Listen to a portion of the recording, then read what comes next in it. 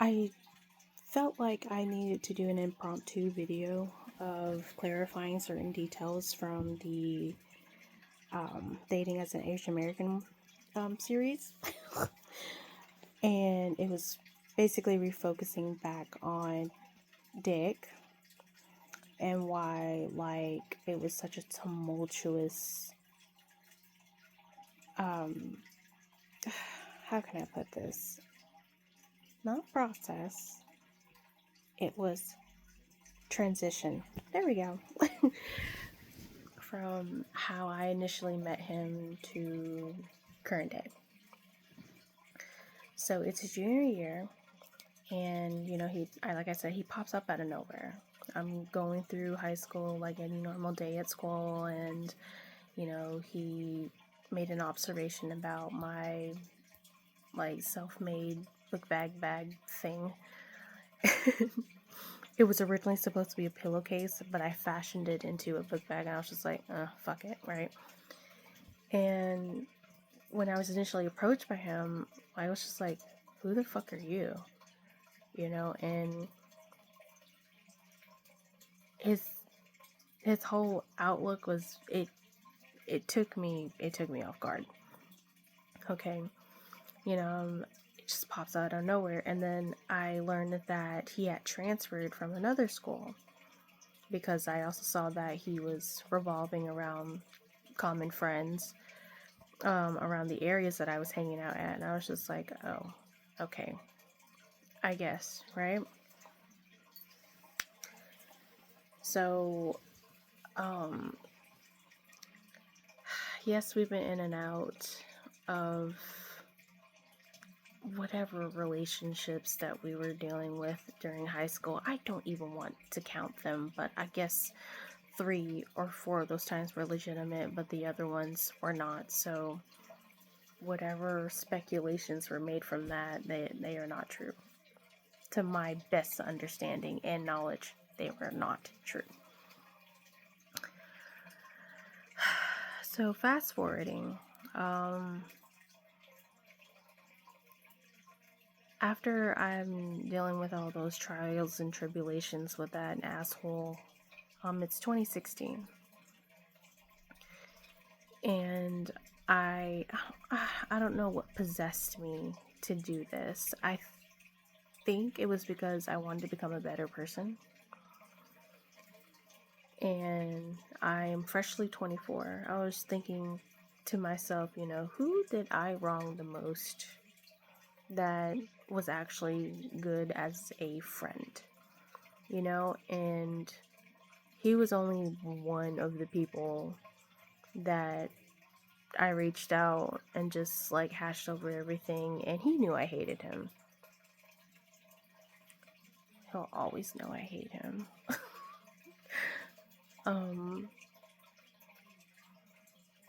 Like I guess I felt really bad because I never gave him the chance to actually get to know me, but because like he was so easily distracted with people pleasing, I was just like, I'm not for that. Like,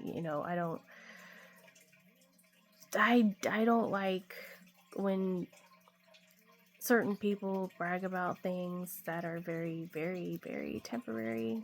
It's a very minute, brief event of just egotistical satisfaction.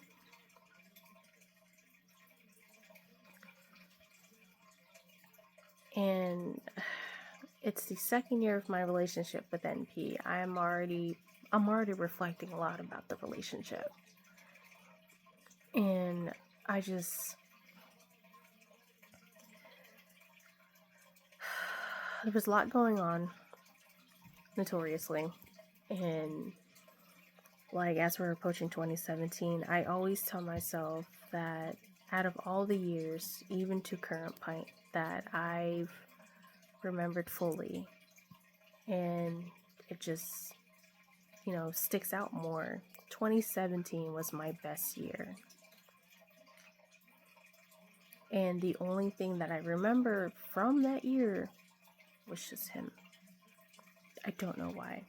Out of all things, of why, like, there was just, something about 2017 was my best year, and it involved him. You know, me going back, doing these reflections on my relationship with NP and why it was failing miserably and plummeting. Like, my, I guess, pursuits were being steered in a different direction, hoping that he was one of them, and that also failed miserably. Because when he told me that, as we're catching up, having conversation, he told me that he made a bet with his best friend that he wouldn't have been able to befriend me because of how much of a bitch I am. I'm like, wow, really? Someone had to dare you to befriend me in order to what? To feel like you won something? And I'm just like, you never would have known who I was had you not taken him up on that bet. Like, you knew what I looked like. And you still tested those waters.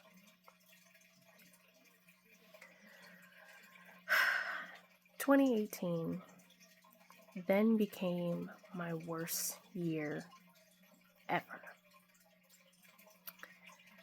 Because I had confessed to this man on 3 different occasions for me, getting work stuff situated, my move and relocating and exiting my relationship with NP. I'm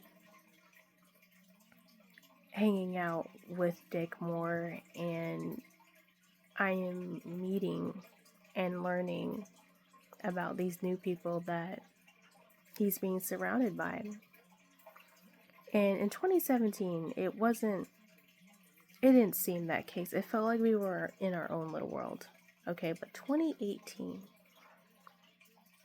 I have never wanted to slug half of these people that he has introduced me to. Because I'm just like, how much lower of a scummy piece of shit can you be for Dick to befriend you?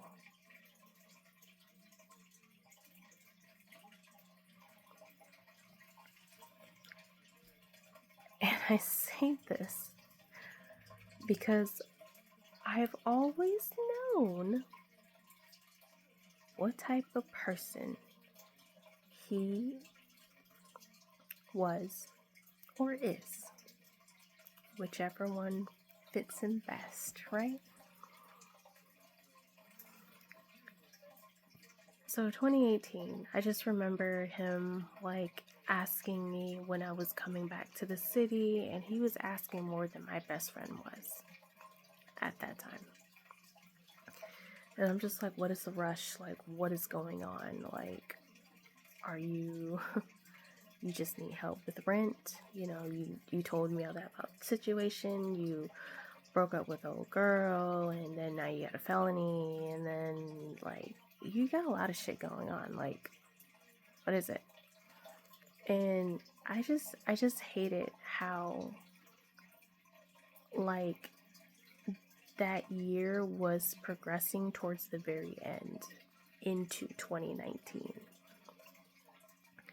And for as long that I've known him, from high school up until that year, it took him 4 months to fuck that up. Baffled, disgusted, just outright frustrated and annoyed that he denied my confession on 3 occasions. And even though the overindulgences was very mutual, but it was also kind of like he was using me in a way. So when I said enough was enough, of course I left. Of course I ghosted. Also told him that I don't see us having a future. I didn't look back once. And I can't tell you enough, and leading up from those events to my current marriage, I can't tell you enough that if you're dead set on somebody, stay on friend terms with them. Do not rush into the relationship. Do not try to find love in empty spaces, because if they don't have it, then it's not there. If it's not reciprocated, it is not there. So I get that, me and him have been in each other's life, like, for as long as it has existed, but it was not consistent. I will tell you that. Because, yes, we've known each other since then, but it was not consistent. Okay, so from 2011 to 2016, that's already 5 years. 5 years that I have never once spoke or interacted with him. So from 2016 up into this year, in and out of, I was in for 2 years, and then I was out for 3. So that's another 8 years since high school that I was not at all associated with him. And it boggles my mind that us coming together was not because he was curious about the person I was, but because of a bet. And I told him, like, had you not made that bet with your best friend, like, we would have never met. Like, you would have not been anything to me. Like you were the day before you approached me. So, like, I get that he has stuff figuring out for himself. I get that he is very hard on himself. He has a lot to, reevaluate. He has a lot on his plate, I know. He doesn't have to tell me. I already know. And if he already told me, like, I know it's still ongoing. For sure. Without a doubt. And I just hate that he, like, just shrivels into a shell. Sorry. I hate that he recoils. I hate that, like, he recedes. He's, like, dismissive, evasive, avoidant.